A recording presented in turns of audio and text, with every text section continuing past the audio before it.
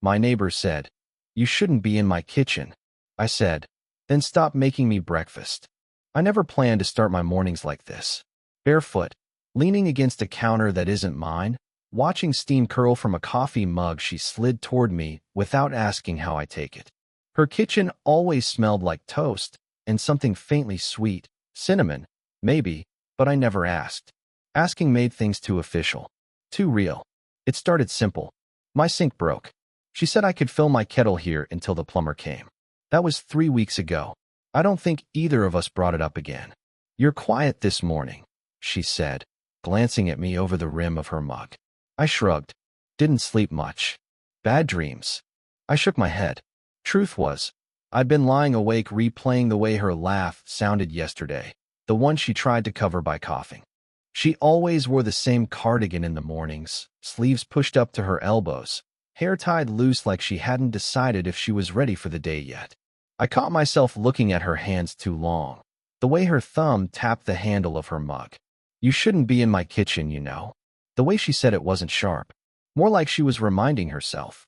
Then stop making me breakfast, I said, and it came out lighter than I felt.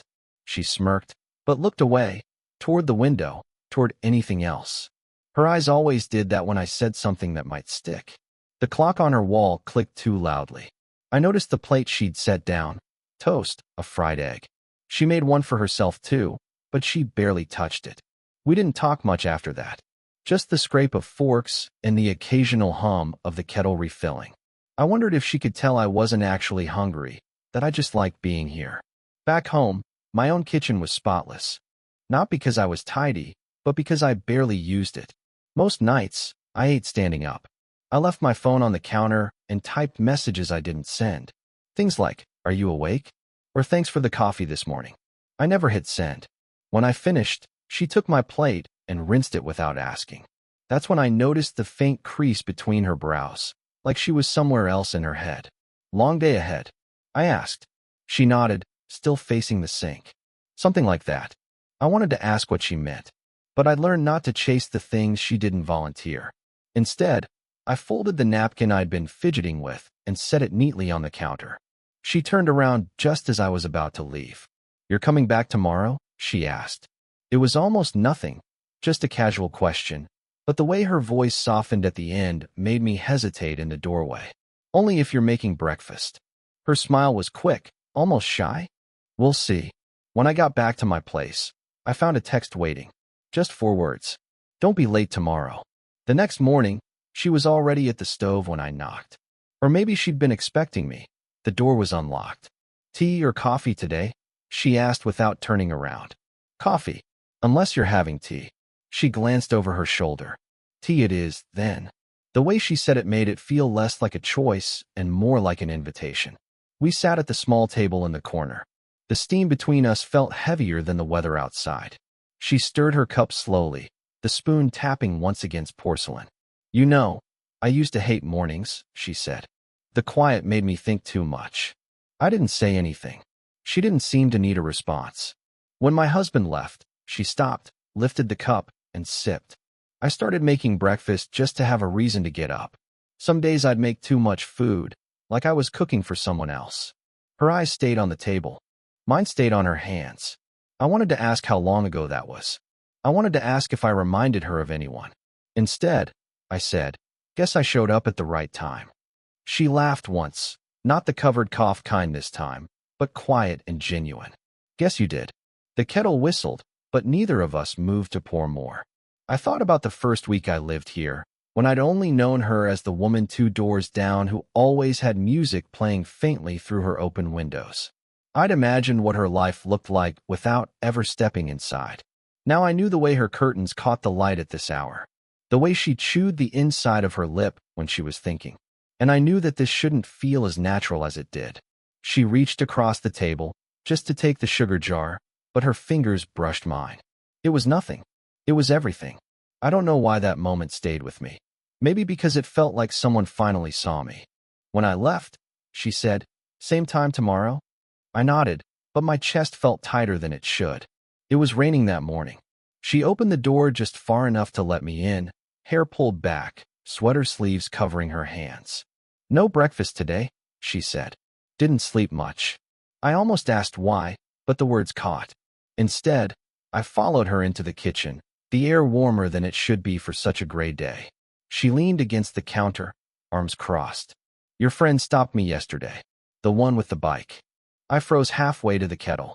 What about? Just asked if we talk much. She looked up then, studying my face like she was waiting for something to give her away. I tried to smile, but it felt off. Guess we do. She nodded slowly, eyes flicking to the window. Maybe too much. The silence pressed in. Rain against glass, the hum of the fridge. My hands wanted to reach for her. My feet stayed planted. I poured water into 2 cups anyway. She didn't stop me.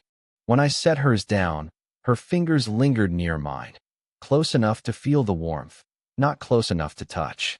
She looked at me then, really looked, like she was about to say something that would change everything. Her mouth opened, and then a knock at the door.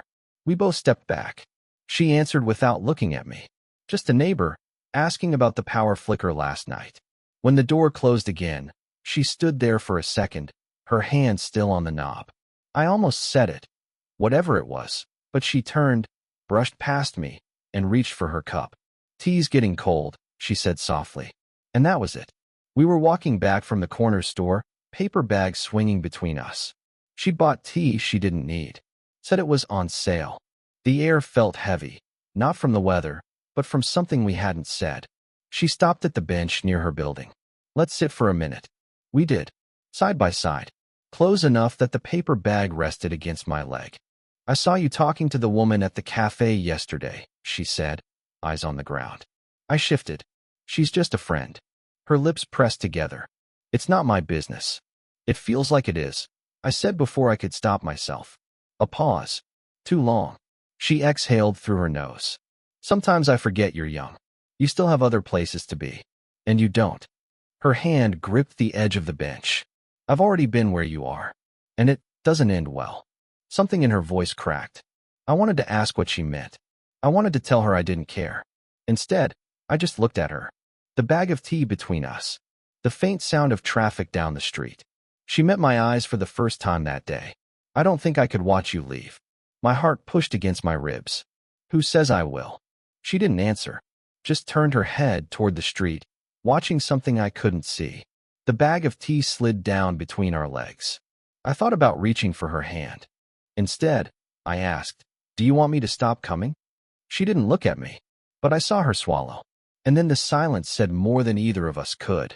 I didn't see her for a week. The tea I'd left at her place was still on the shelf at the corner store. I walked past it twice, pretending not to notice. Her kitchen light stayed off at night. The first day, I thought she was busy. The third day, I thought she was avoiding me. By the 7th, I stopped trying to explain it. Then I saw her across the street, holding the hand of a boy, maybe 10, maybe 12. He looked like her. She didn't see me. Or maybe she did and chose not to. I almost crossed over. I almost called out. But something about the way she kept her head down told me not to. That night, I opened my phone. Typed a message. Are you okay? I watched the blinking cursor. Backspaced. I didn't feel heartbroken. I felt paused. Like life forgot to finish the sentence. The phone screen went black. And the tea stayed on the shelf. She opened the door halfway, like she wasn't sure if she wanted me inside. I saw you, I said. Last week. With him. Her eyes softened, but she didn't move. My son. The word sat between us. Heavy, but not surprising. I thought you, I stopped. No way to finish that without sounding selfish. You thought I changed my mind, she said. Silence. Just the faint hum of the fridge. I didn't, she added. But maybe I should. It wasn't anger. It was fear, maybe. Or something older. I stepped in, close enough to smell the tea she'd been drinking. If you want me to leave, say it. She looked at me for a long time, then shook her head, just once. Her hand brushed mine. Okay, she whispered. And that was enough. It's been months since that night. We don't talk about it. We don't need to. The mornings are slower now. 8:47 a.m. is when she finally pours her tea, when I'm halfway through my black coffee. She doesn't tell me to stay, but the second mug is always there. We still sit on the bench outside the bakery sometimes. No rush, no reason. She'll point out a bird. I'll pretend not to notice her watching me instead. The kitchen feels smaller these days. Or maybe we just move around it differently, like we've learned each other's corners. Life's not perfect. She still disappears into herself now and then. I still overthink. But there's a steadiness now, like the moment before the kettle clicks off. The other day, she passed me the sugar without looking. I smiled. She smiled back. And that was enough.